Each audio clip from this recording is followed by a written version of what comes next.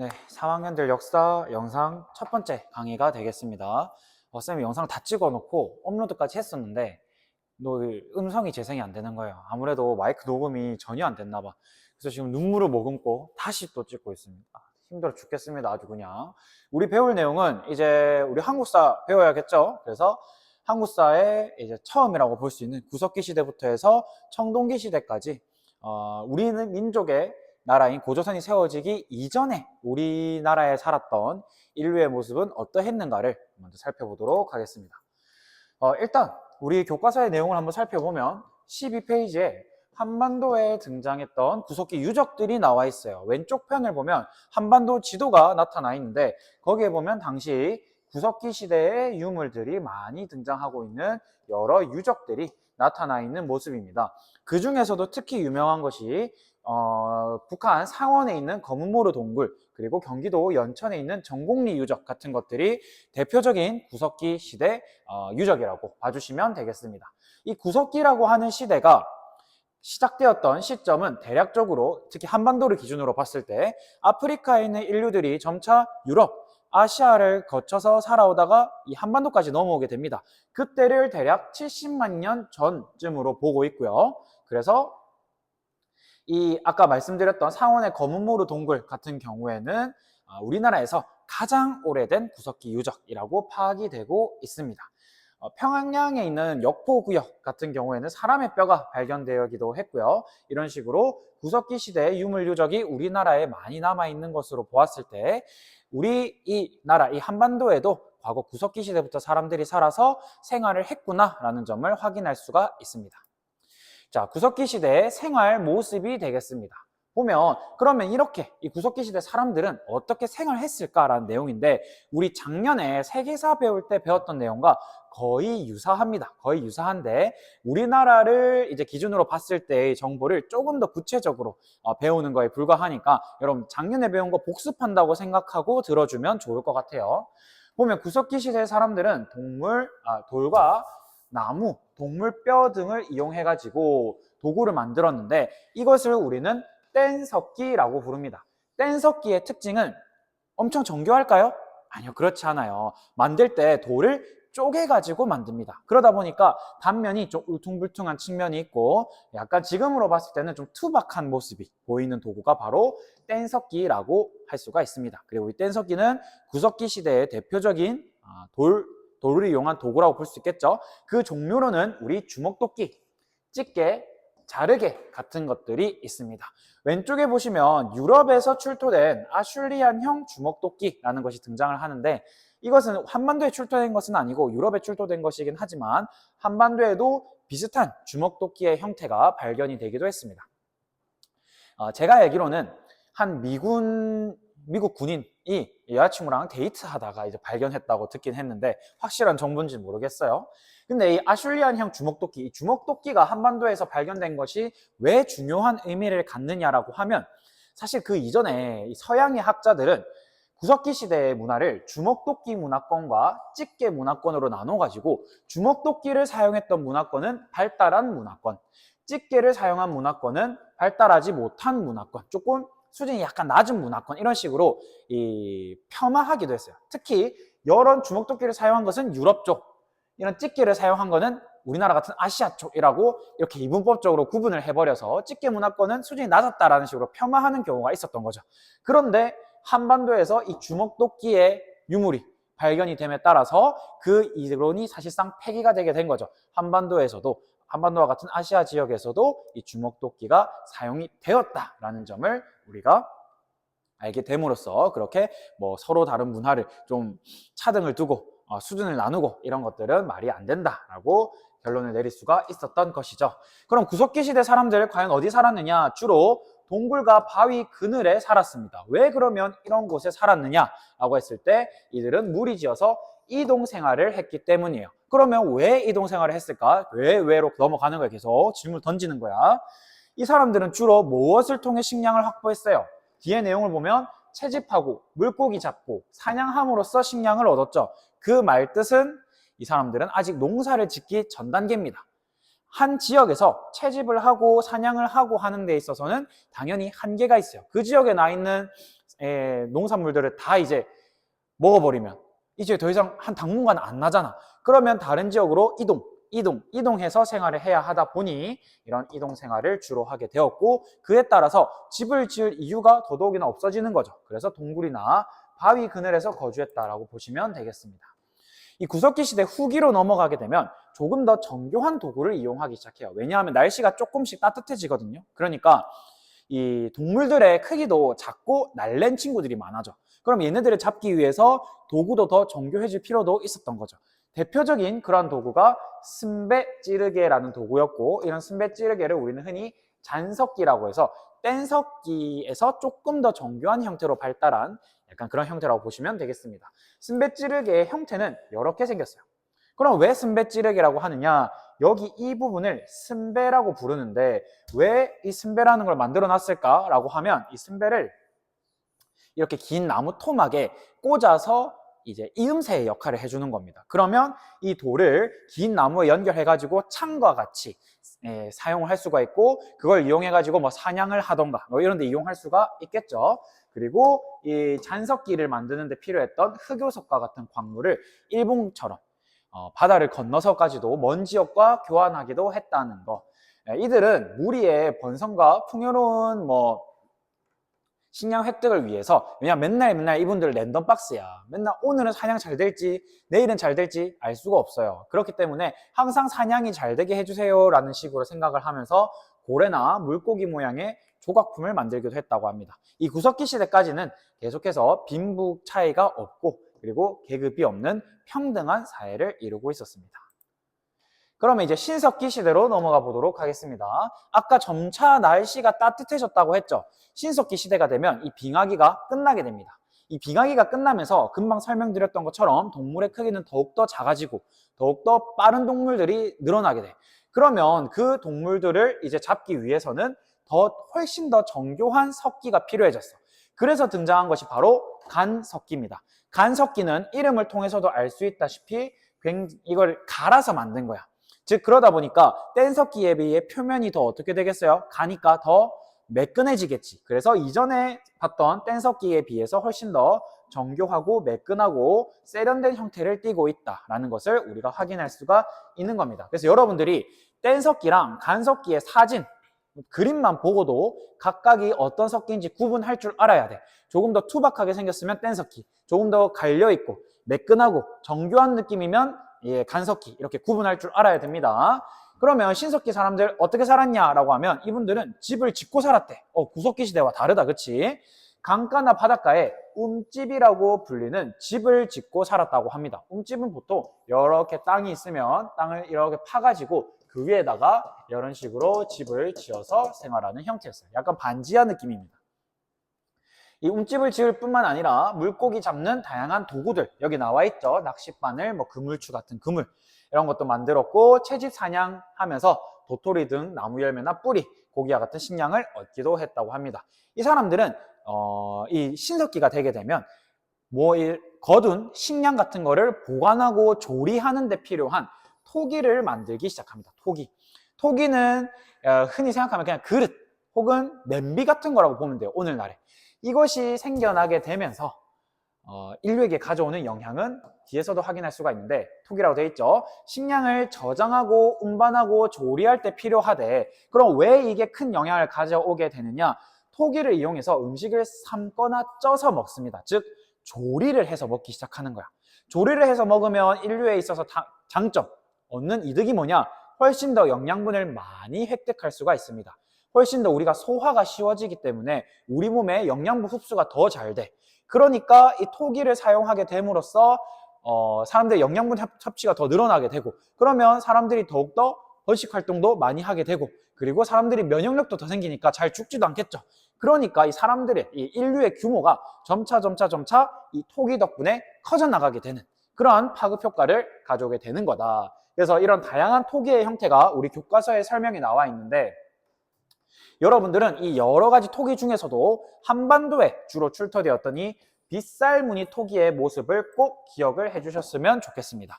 빗살무늬라는 뜻은 이런 식으로 빗살 형태의 무늬가 남겨져 있는 토기라고 해서 빗살 무늬 토기라고 한다는 점 알아주시면 되겠습니다. 다시 돌아와서 자, 이렇게 토기를 만들기도 했고, 또 가락바퀴나 뼈바늘이라고 해서 쉽게 생각하면 이렇게 생겼는데 여기에 실을 짜는 도구입니다. 이런 거를 만들기도 했다. 구석기 시대에 비해서 훨씬 더 어때요? 이 도구들이 훨씬 더 정교해지고 훨씬 더 뭔가 조금은 좀 복잡해지고 섬세해진 이런 모습 확인할 수가 있죠. 그리고 이제 신석기 후기가 되면 엄청나게 큰 변화가 찾아오게 됩니다. 바로 무엇이냐? 농경과 목축의 시작, 즉 신석기 혁명이 일어나게 되는 거죠. 우리 작년에는 이 신석기 혁명이라는 용어로 배우기도 했습니다.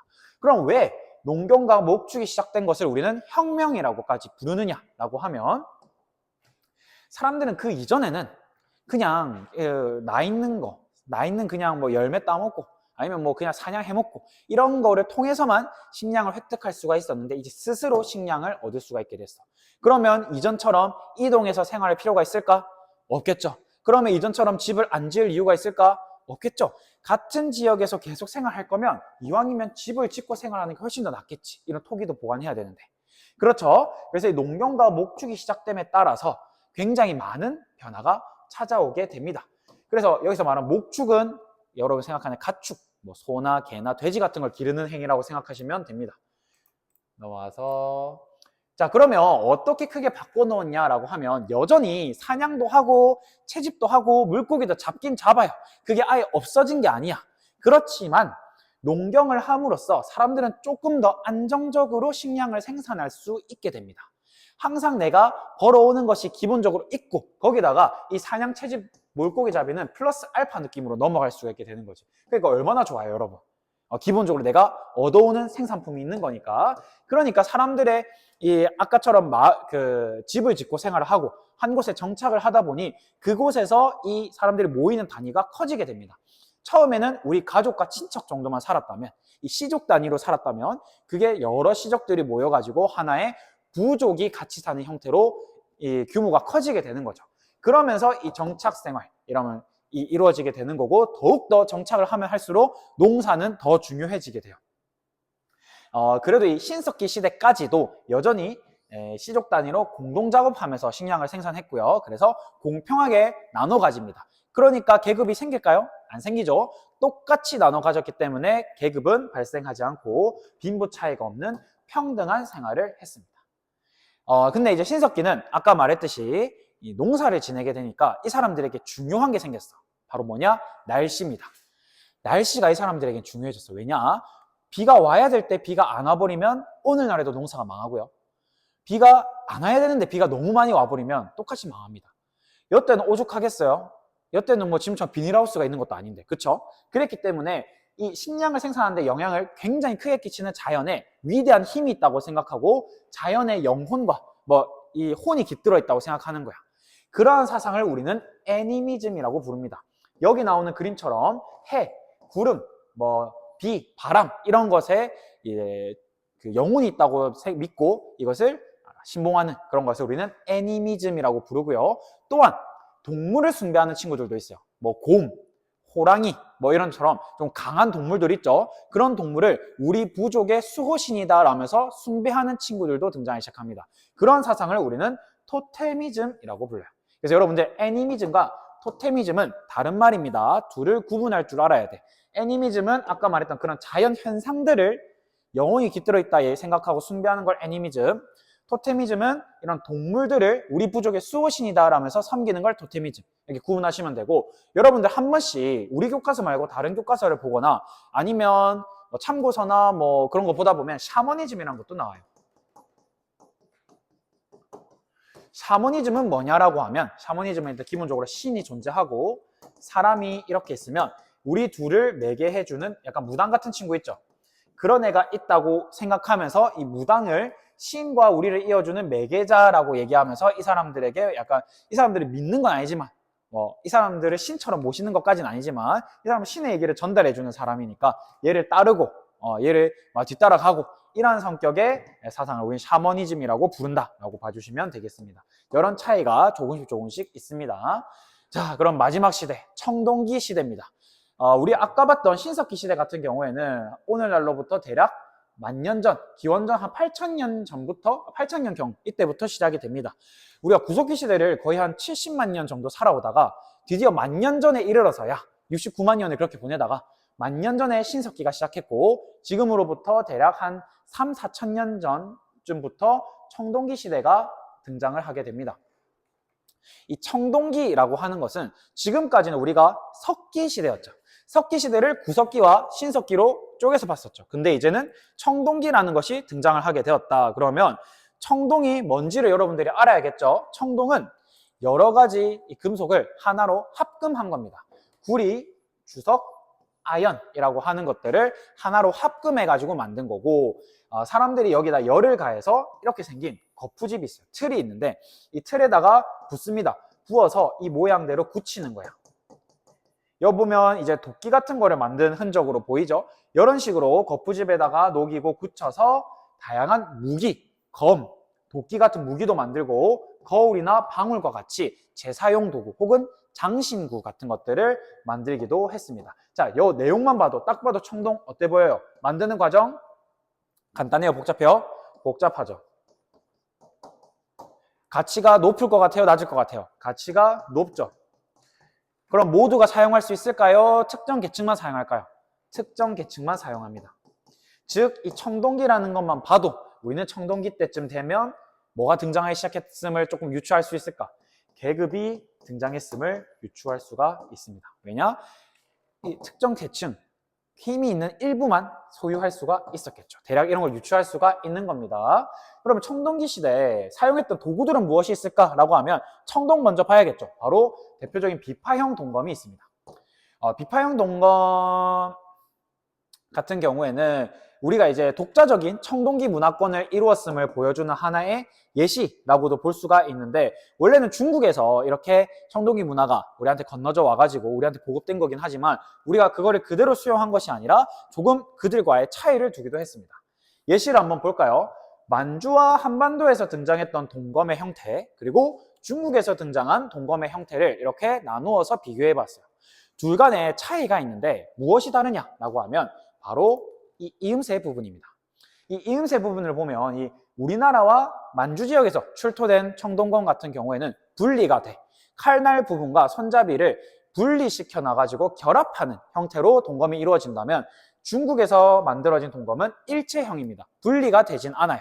즉 우리는 중국과는 다른 형태의 이 청동기 문화권을 가지고 있었고, 우리는 독자적인 청동기 문화권을 형성하고 있었음을 우리 이 동검을 통해서 확인할 수가 있다라는 거 알아주시면 되겠습니다. 근데 아까 말했던 그 빗살무늬 토기 같은 거 신석기 때 썼었죠. 이 청동기가 되면 민무늬 토기 같은 것들도 쓰게 됩니다. 근데 이제 그러면 농사 같은 것들도 청동기로 과연 농사를 지었을까라고 하면 그러지는 못했어요. 왜냐? 아까 청동기 가치가 어땠대요? 높았겠죠? 그러면 우리 금 가지고 우리 막 연필을 금으로 만들고 이러진 않잖아요. 샤프를 금으로 만들고. 물론 돈 많은 사람은 그럴 수 있지만 굳이 우린 그러지 않잖아요. 그런 것처럼 이 뭐 땅을 일구거나 나무를 자르는데 청동기는 적합하지 못했습니다. 심지어 청동기가 내구성이 엄청 좋진 않아요. 이런 검을 만들고 검으로 쓰고 이런 건 괜찮지만 땅을 일구고 땅을 막 파내고 이런 데는 돌이 최고야. 돌은 내구성 짱짱해서 한참 쓸 수 있는데 청동은 쓰다 보면 애가 물러져서 깨지고 그래요. 그래서 우리 뭐 마인크래프트 같은 거 여러분들 어릴 때 하셨는지 모르겠지만 그 재료마다 이게 재료로 만든 어떤 도끼냐에 따라서 이걸 얼마나 오래 쓸 수 있느냐가 달라지죠. 그런 것과 유사한 거라고 보시면 되겠습니다. 그래서 여전히 이 농사를 짓는 데 있어서는 돌로 만들어진 도구를 사용하는데 대표적인 게 바로 여기 나와 있는 반달 돌칼입니다. 반달 돌칼은 반달처럼 생겨서 반달 돌칼이라 부르고요. 구멍이 두 개 송송 뚫려 있는데 이 그림처럼 끈을 연결해 가지고 손에다 끼워서 벼 이삭을 이렇게 베는 용도로 사용했던 것을 우리는 반달 돌칼이라고 부릅니다. 민무늬 동검도 왼쪽에 있죠? 저렇게 생겼습니다. 넘어와서 청동기 시대에 사회가 어떻게 변화했느냐 굉장히 중요하겠죠. 신석기 시대 때 시작되었던 농경은 그때는 기초적인 형태였지만 청동기로 가게 되면서 더욱더 발달하게 됩니다. 그러면서 더 다양한 곡식, 잡곡들이 재배되었고 한반도 남부에는 심지어 벼농사까지도 보급되었다고 해. 그리고 가축들도 우리의 가도 가지고 기르는 일들이 굉장히 흔해졌다. 즉 신석기 때보다 농경과 목축이 더욱더 발달했다라고 볼 수가 있겠습니다. 그러니까 이 사람들은 모여 살아. 어디 모여 사느냐? 농경이 하기 편한 강가 혹은 약간 구릉지대, 약간 언덕이 있는 그런 지대에서 마을을 이루고 이런 식으로 살아가게 되었습니다. 그런데 이제 생산력이 늘어나고 인구가 늘어나게 되면서 빈부 차이가 나타나기 시작합니다. 왜 생산력이 늘어났는데 빈부의 차이가 등장을 하느냐라고 하면 원래 옛날에는 오늘 생산한 거를 오늘 바로 먹어요. 그래도 모자라. 남는 게 없어. 하루 벌어서 하루 먹어. 그럼 끝이야. 근데 청동기 시대가 되면서 농사가 발달을 했다. 그쵸? 그러면 생산물이 늘어나. 그러면 이 발달된 생산물이 오늘 다 못 먹고 남으면 어디로 보내야 돼? 창고로 보내야 돼. 창고로 보내면 어떤 사람은 농사를 잘 지어가지고 농사한 게 계속 창고에 쌓이고 어떤 사람은 농사가 안 돼가지고 창고에 안 쌓이는 사람이 생기겠죠. 그러면서 자연스럽게 빈부격차라는 게 생기기 시작하는 겁니다. 우리가 어려운 말로 잉여 생산물이라고 부르는데 잉여 생산물은 남는이라는 뜻이에요. 남는 생산물이 많은 사람과 적은 사람으로 나뉘겠죠. 그래서 많은 사람은 이후에 점차적으로 높은 계급을 점유하게 되고 안 남는 사람은 빌려 먹어야 될 거 아니야. 그러다 보면 점차 을의 입장이 되는 거야. 그러면 낮은 계급으로 밀려나게 되겠죠. 그런 식으로 계급이 이때 청동기 시대 때 처음 발생을 하게 됩니다. 그리고 집단 간의 싸움도 자주 일어나게 돼요. 식량을 서로 차지하고 서로 뺏어오려고 싸움이 많이 벌어져. 그래서 아까 봤던 그림에서 이런 마을 주변으로 호수 같은 것도 환호라고 불리는 호수도 파고 긴 나무 울타리인 목책도 건설하게 되는 겁니다. 이렇게 집단 간의 전쟁이 활발하게 벌어지게 되니까 당연히 정치 세력들도 등장해요. 왜냐? 우리가 믿고 우리를 이끌어줄 존재가 필요한 거야. 그래서 이 집단을 이끄는 족장 세력이 권력을 키워나가게 되고 이들은 단순히 정치적인 권력뿐만 아니라 종교적인, 신앙적인 권력도 획득하게 됩니다. 아까 말했던 청동 도구들, 청동 검도 있었지만 청동 뭐도 있었어요? 방울도 있고 또 청동 거울도 있었죠. 그러면 이 거울과 방울 같은 것들은 재사용 도구란 말이지. 근데 이거는 족장과 같이 좀 힘이 있는 사람들만 사용할 수 있었을 거야. 왜냐?